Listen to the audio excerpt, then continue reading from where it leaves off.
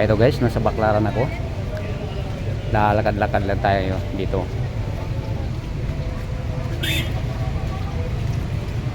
Papunta ako ng airport. Maaga pa naman kaya magliwaliw muna tayo rito.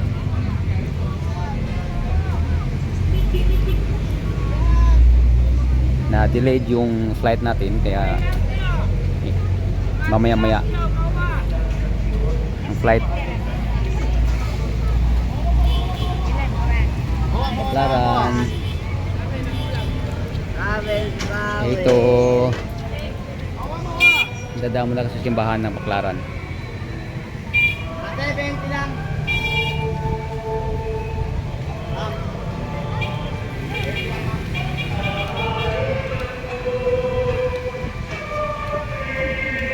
May guys, hindi lumakas ang ulan. Kanina malakas.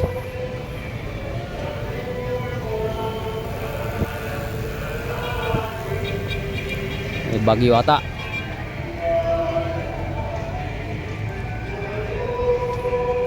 Pero wala namang cancellation sa flight natin. Kaya tuloy tayo.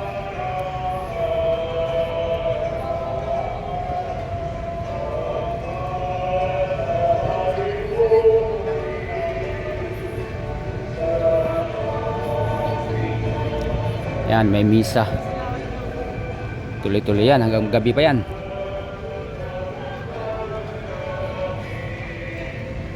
Ang tagal na rin di ako nakabalik rito. Ang ganda na yung sa labas ng Baclaran Church.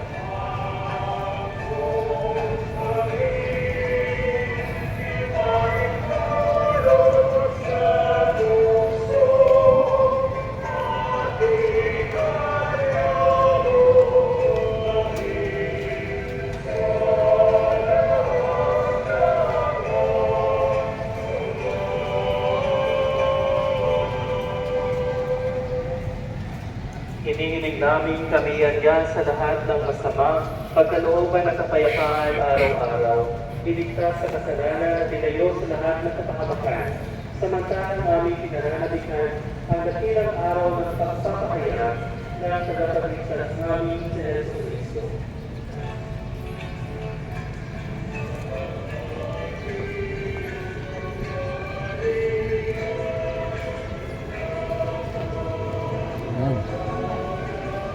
Dito magtiri ka ng kandila kung may mga panata ka.